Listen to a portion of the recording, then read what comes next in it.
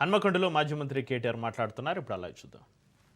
శంకర్ నాయక్ గారు, మహబూబాబాద్ మాజీ పార్లమెంట్ సభ్యురాలు సోదరి శ్రీమతి మాలోత్ కవిత గారు, అట్లాగే పెద్దలు మాజీ శాసనసభ్యులు నర్సంపేట అన్న శ్రీ పెద్ది సుదర్శన్ రెడ్డి గారు, పరకాల నియోజకవర్గానికి ఈ మెంబర్షిప్ కార్యక్రమానికి మరియు ఎస్ఐఆర్ కార్యక్రమానికి బాధ్యులుగా విచ్చేసిన పార్టీ ఇన్ఛార్జ్ సోదరులు మాజీ జిల్లా పరిషత్ చైర్మన్ శ్రీ సాంబారి సమ్మారావు గారికి, అట్లాగే మన తమ్ముడు ఎమ్మెల్సీ ఎన్నికల్లో వీరోచితంగా కొట్లాడి మీ అందరి మన్ననలతో గట్టిగా పనిచేసి కొంత తేడాతో ఓడిపోయిన ఈరోజు కూడా యువతతో కలిసి తిరుగుతున్న తమ్ముడు శ్రీ రాకేష్ రెడ్డి గారు, సోదరులు గౌరవనీయులు మాజీ ఆగ్రోస్ చైర్మన్ లింగంపల్లి కిషన్ రావు గారు, ఇంకా మా తమ్ముడు వాసుదేవరెడ్డి గారికి ఏమైందిరా భయ్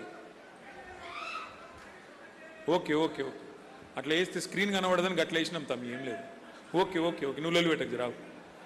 కిషన్ రావు గారికి, వాసుదేవరెడ్డి గారికి, ఇంకా వేదిక పైన ఉన్న మిగతా సోదరులకు చాలా చక్కగా మరి కార్యకర్తల మనోభావాలు తెలియజేసే విధంగా, నాయకుల మనోభావాలు తెలియజేసే విధంగా, అధికారంలో ఉన్నప్పుడు మనం ఏం విస్మరించాము, ఇంకా ఏమి మనం మార్చుకోవాలి అని విలువైన సూచనలు ఇచ్చిన గౌరవ పెద్దలు శ్రీనివాసరెడ్డి గారు, నిమ్మగడ్డ వెంకన్న గారు, అట్లాగే మిగతా నాయకులు మాట్లాడిన నాయకులందరికీ మరి ఈరోజు ఈ కార్యక్రమంలో గత 3-4 గంటలుగా చాలా ఓపికగా అన్ని ప్రసంగాలు వింటూ అన్ని రకాలుగా కమిట్మెంట్తో మళ్ళీ తిరిగి గులాబీ జెండా పరకాలలో ఎగరాలి, కేసీఆర్ గారు తిరిగి ముఖ్యమంత్రి కావాలి అనే పట్టుదలతో ఇక్కడ ఆసీనులైన మా అన్నదమ్ములకి, మా అక్క చెల్లెళ్ళకి పేరు పేరున అందరికీ హృదయపూర్వకంగా చేతులెత్తి హృదయపూర్వకంగా నమస్కారాలు.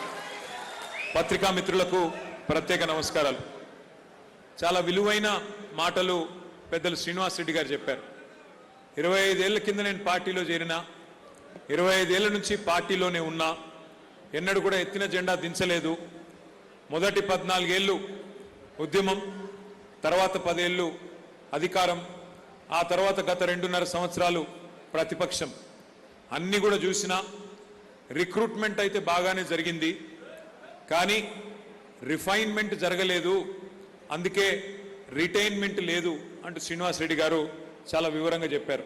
అంటే వారు చెప్పిన దానిలో సారాంశం ఏంటంటే, బెల్లం చుట్టూ ఈగలు ముసిరినట్టు, అధికారం ఉన్నప్పుడు చెరువు నిండినాక కప్పలు బాగా వచ్చినట్టు మస్తు మంది వచ్చిండ్రు, కానీ వచ్చినోళ్ళు మళ్ళీ అధికారం పొంగనే మాయమైనరు, అసలు చెత్త సరుకును మళ్ళీ దగ్గర తీయకుండా ఏం చెప్పిండు సీనన్న గంతే.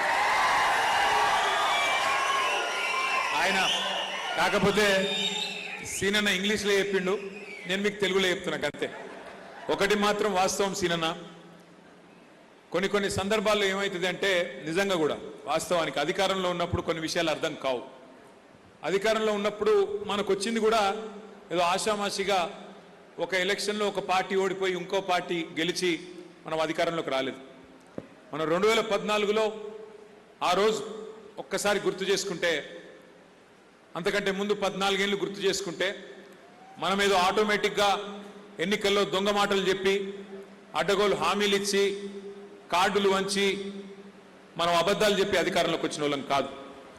కేసీఆర్ గారు 2001లో పార్టీ పెట్టినాడు. ఇవాళ చాలామంది చాలా మాట్లాడొచ్చు, ఇలా ఎవరు పడితే వాళ్ళు ఏది పడితే అది మాట్లాడొచ్చు. ఎందుకంటే ఒక సంఘటన గడిచిపోయిన తర్వాత వెనుకకు తిరిగి చూసుకునే అవసరం లేకుండా ఏది పడితే అది మాట్లాడొచ్చు, నరం లేని నాలుకే కాబట్టి ఎటు పడితే అటు వెళ్ళొచ్చు. వాస్తవం ఏంది, కేసీఆర్ పార్టీ పెట్టినాడు 2001లో. ఏంది ఆ రోజు పరిస్థితి? ఆ రోజు ఎవరికైనా నమ్మకం ఉండే నా తెలంగాణ వస్తుందని? 2001 ఏప్రిల్ 27. ఒక్కసారి యాద్ చేసుకోండి, ఒక్కసారి అర్థం చేసుకునే ప్రయత్నం చేయండి. ఇవ్వాలంటే ఇట్లా నిండుగా ఒక సైన్యం ఉంది ఇక్కడ మనకు పరకాల్లో. ఆ రోజు ఏంది మన పరిస్థితి? అప్పుడు ఒక సినిమా పాట ఉంటుండే, పాతకాలం పాట, గాలి వానలో వాన నీటిలో పడవ ప్రయాణం, గమ్యం ఎక్కడో తీరం ఎక్కడో తెలియదు పాపం.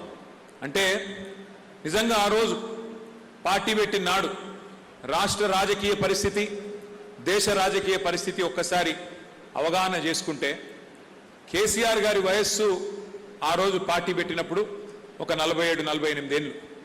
అంటే ఒక రాజకీయ నాయకునికి నిజంగా చెప్పాలంటే మధ్య వయస్సులోనే అప్పటిదాకా ఉన్న కష్టాలు కొంత తగ్గిపోయి ఒక పదవికి వచ్చి అప్పటికే ఒక డిప్యూటీ స్పీకర్గా మంత్రిగా పనిచేసి ఇంకా అంత బాగుంటే రిటైర్మెంట్ అయ్యేదాకా 70 ఏళ్ళ దాకా మంచిగా బ్రహ్మాండంగా ఎంజాయ్ చేసే వయస్సు అది.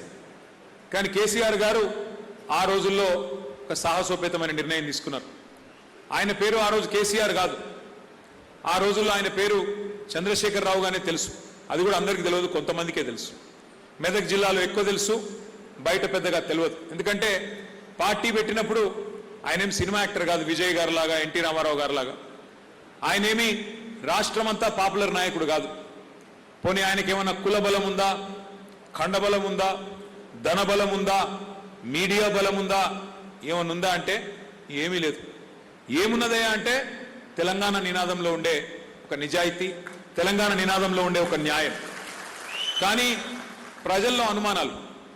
ఎవ్వరన్నా సరే వాళ్ళకు పదవులు రాకపోతే వస్తారు,